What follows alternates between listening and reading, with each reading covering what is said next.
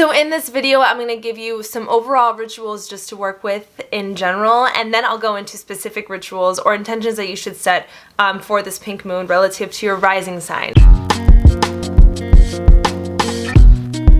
What is up, Smudge Wellness? It's your girl Jasmine Kylene. I am a spiritual counselor, I'm a journalist, I'm an astrologer hopping around looking at things and enjoying them maybe. And I'm so excited to come to you with a couple of rituals that you can do to celebrate this upcoming pink moon, aka the full moon in Libra. So, disappointment alert, this moon is, sorry, there's little dusties flying around and they're distracting me. So this actual full moon is not physically pink, it's actually named after the phlox flower, but I feel like the energy feels very pink. We're still under the influence of this Jupiter-Neptune conjunction. Venus is in Pisces, so we're under this very like ethereal, dreamy Venusian energy. So Libra actually shares its planetary ruler with Taurus, which is Venus, so we're under this very ethereal, dreamlike, feminine energy. So we're going to talk a little bit about how to work alongside this in some ritual formats, but just as an overview, this full moon is all about, you know, the themes of Libra, which are balance, relationships, peace, and harmony in our lives. So we really want to look at what in our lives are imbalanced, especially when it comes to our relationships. So what relationships take more than they give?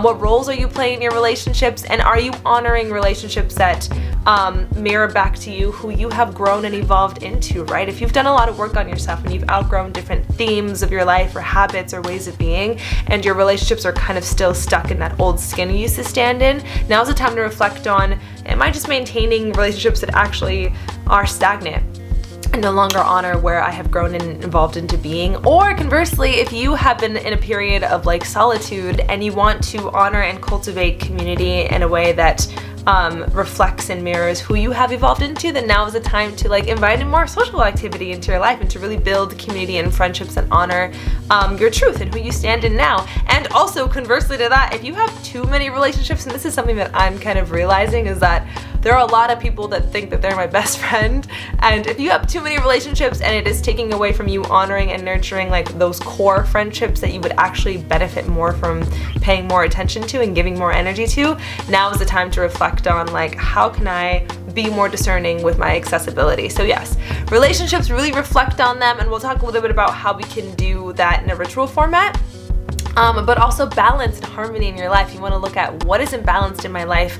Am I giving too much and not receiving? Am I working too much and not playing? Or am I playing too much and not getting anything done? Am I asking for too much and not actually offering anything in return? Really looking at where is the balance and harmony in your divine feminine and masculine and all the different polarities in your life, and how can you not fix one extreme by honoring another extreme, but rather finding yourself in a healthy middle ground. So in this video, I'm going to give you some overall rituals just to work with in general, and then I'll go into specific rituals or intentions that you should set for this pink moon relative to your rising sign. Also look out for your sun sign because it will be affecting the house that your sun is in, but ultimately really pay attention to what your rising sign says. So getting into the rituals, right, me being the queen of ritualizing her entire life, the first thing that I would invite you to do is really work with the color pink. Now, I am a huge proponent for color healing, color therapy, chromotherapy, however you call it. It's been practiced since the times of ancient Egypt, and I lead a ton of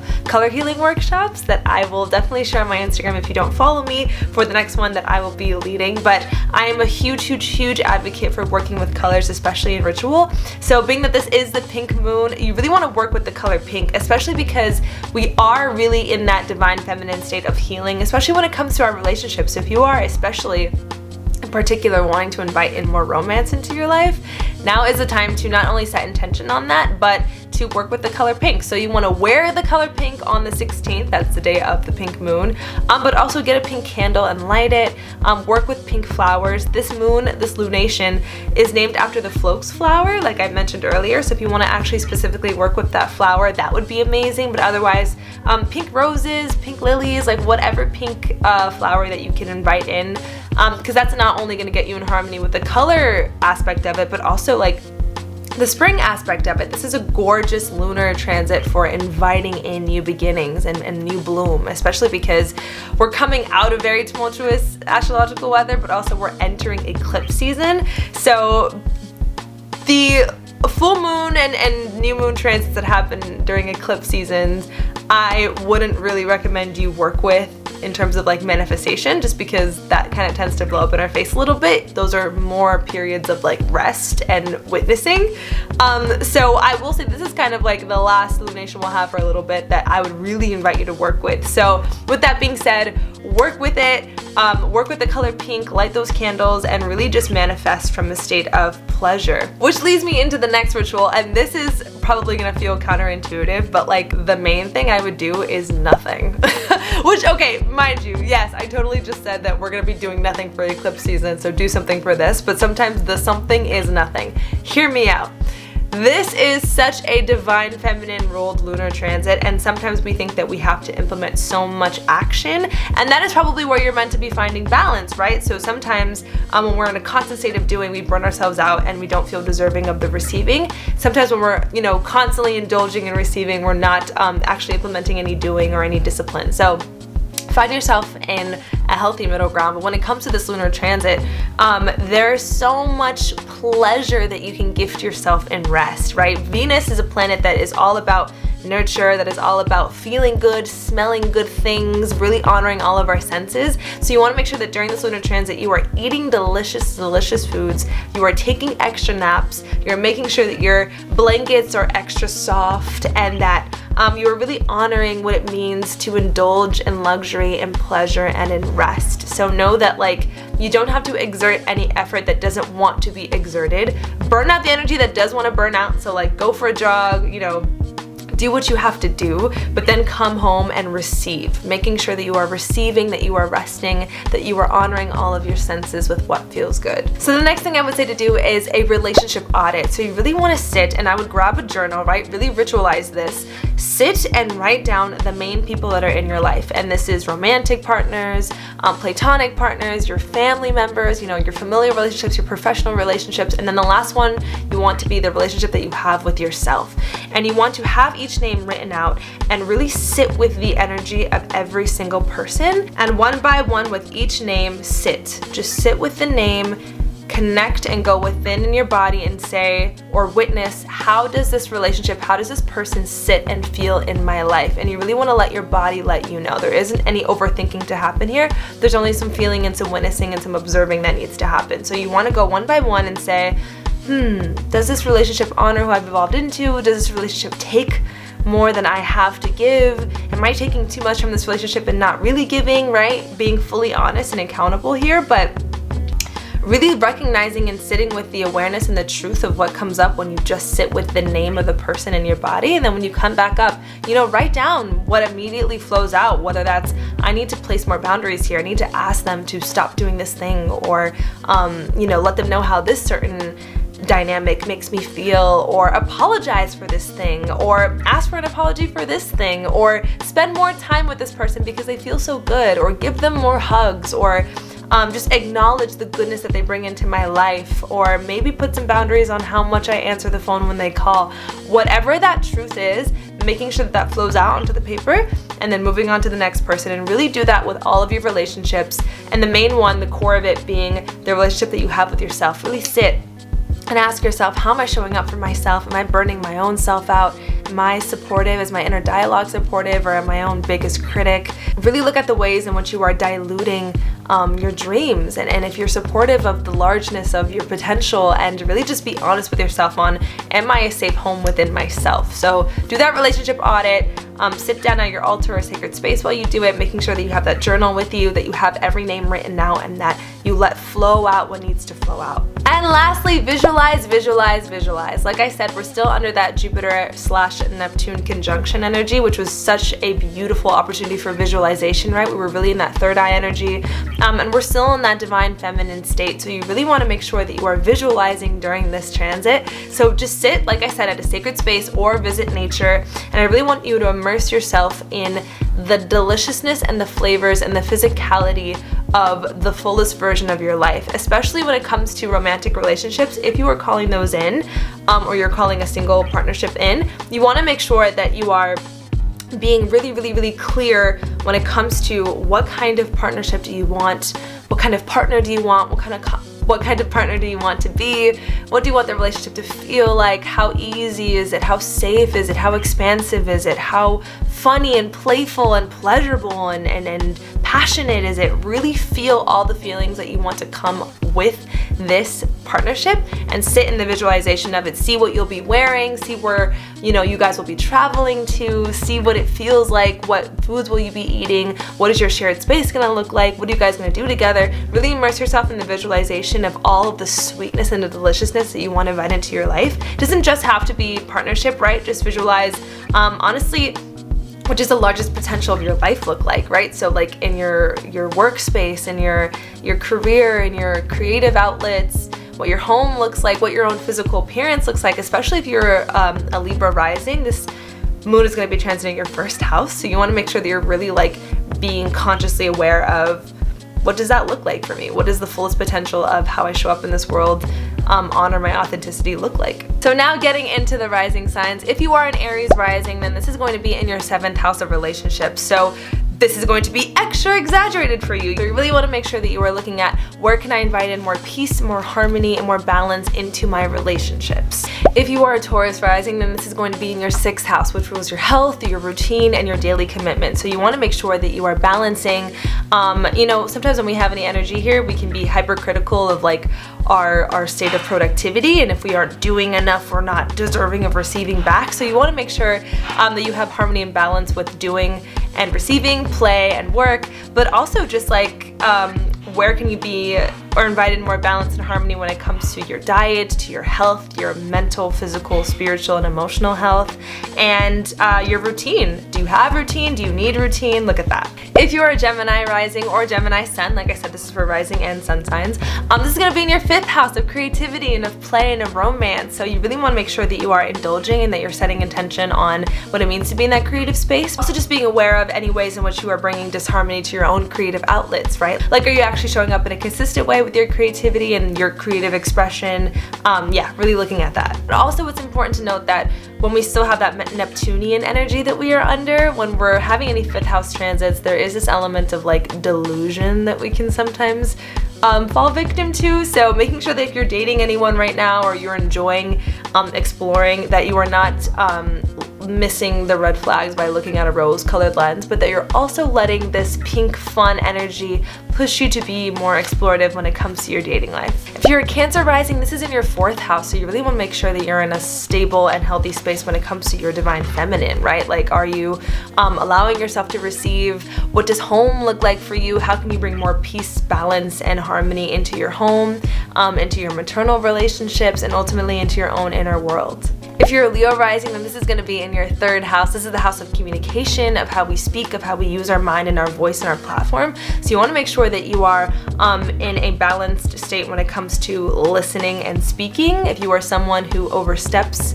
when other people are speaking, making sure that you are practice active listening. And if you are someone that doesn't really feel, I mean, if you're a Leo rising, I doubt that you aren't comfortable with speaking up. But if for any instance you are, or even when it outside of speaking up, really just like being expressive and saying what you need to say and finding your intellectuality to be a tool and a resource is really important.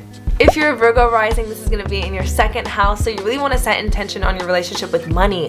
How do you feel and define money? Are you in a state of peace and balance and harmony when it comes to how you spend money, how you receive money, how deserving you are of money, and also like how you're spending money? So if you're very overindulgent when it comes to like, put it on the card. Look at how you could perhaps be more disciplined or discerning there. Or if you're too strict in the way that you spend your money, maybe letting yourself be more free and more explorative and see money as energy and know that like when you spend it from a place of love, you'll receive it back in a place of love. Also the 2nd house rules our sense of self-worth. So you really want to look at, where do I and how do I derive value from myself? And like I mentioned, if you're a Libra rising, then this is in your 1st house. This is the house that rules our appearance and how we stand, our identity. So you want to make sure that like above all else, you're being fun and expressive with the way that you wear yourself, when you wear your identity. You want to look at, am I living in my truth when it comes to how I stand in this world and how the world sees and perceives and hears me? So yeah, making sure that you're physically reflecting who you are inwardly or who you've grown to be inwardly. And yeah, like I said, finding peace and harmony, right? The 1st house opposes the 7th house. So this is also going to bring up themes of relationships, right? Like, who am I when my self-worth is innately resourced? Is there balance there? Is there balance within where I source my worth, how I show up for others versus how I'm showing up for myself?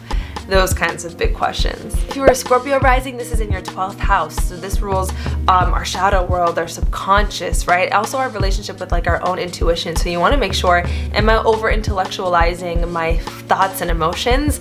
And is that disconnecting me from listening to my intuition, right? Finding peace and harmony with logic versus intuitive thinking and decision making.